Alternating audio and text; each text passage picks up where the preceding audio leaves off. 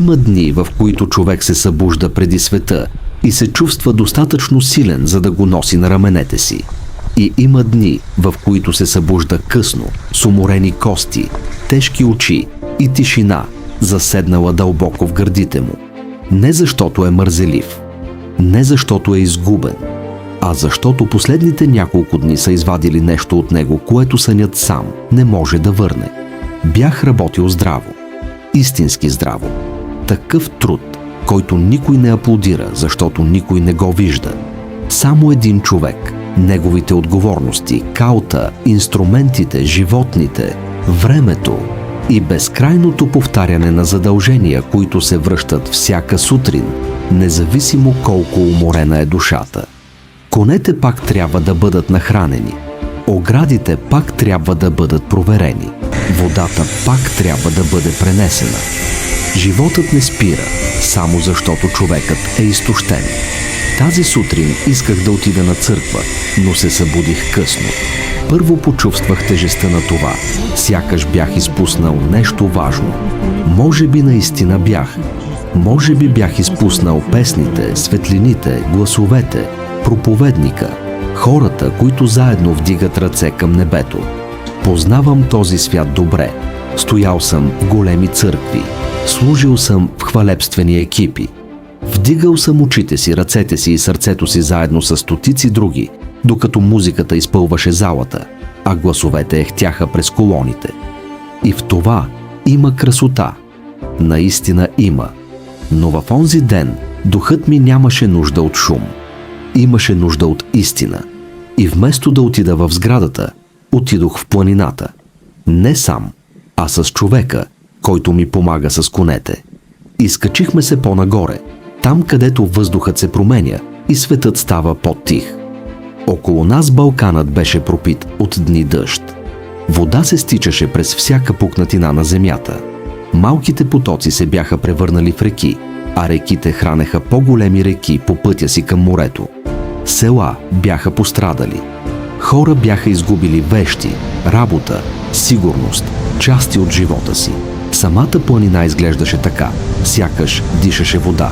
Стояхме там тихо, без сцена, без микрофони, без представление, без нужда да впечатляваме когото и да било. Само двама мъже под небето, гледащи облаците над планините, докато птиците носеха единствената музика, която утрото предлагаше. Мократа трева се огъваше под ботушите ни. Дърветата се движеха леко от вятъра. Земята миришеше жива. Молихме се за хората, за напътствие, за милост, за разбиране. Но най-вече слушахме. Това е нещо, което много хора са забравили как да правят. Повечето хора застават пред Бога готови да говорят, готови да обясняват, готови да искат, готови да се пазарят, готови да доказват, че заслужават. Малцина идват просто да слушат.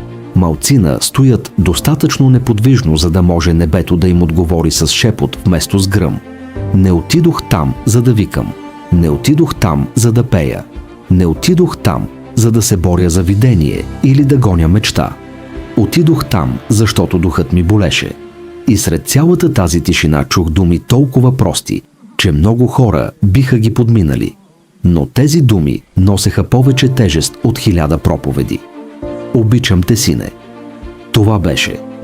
Без дълго откровение, без сложни пророчества, без драматични знаци в небето. Само тези думи. И някак си те бяха достатъчни. Странното в човешката душа е, че тя може да преживее глад, бури, самота, разочарование и години на борба. Но въпреки това, тайно копнее да чуе, че е обичана. Не възхвалявана, не използвана, не просто търпяна. Обичана. Това беше думата, която бях търсил, без дори да осъзнавам колко дълбоко се нуждая от нея. В онзи момент планината стана моята църква. Облаците станаха таванът. Птиците станаха хорът. Реките проповядваха по-силно от много хора. А самата тишина стана свята. Осъзнах нещо, докато стоях там. Понякога Бог премахва шума не за да накаже човека, а за да може най-накрая да го накара да чуе. Църквите имат значение. Общението има значение. Хвалението има значение. Но има моменти, когато човек трябва да остави тълпата зад себе си и да тръгне към дивото, защото духът му е твърде уморен за представления. Понякога пастирят извиква човека далеч от шума на религията и в тишината на сътворението, само за да му напомни, че преди да бъде полезен, преди да бъде силен, преди да служи, преди да носи отговорности, той е бил просто син. А синовете не винаги имат нужда от наставление. Понякога имат нужда само да чуят: обичам те. Отидох в планината, търсейки напътствие. Но това, което получих, приличаше повече на посвещение.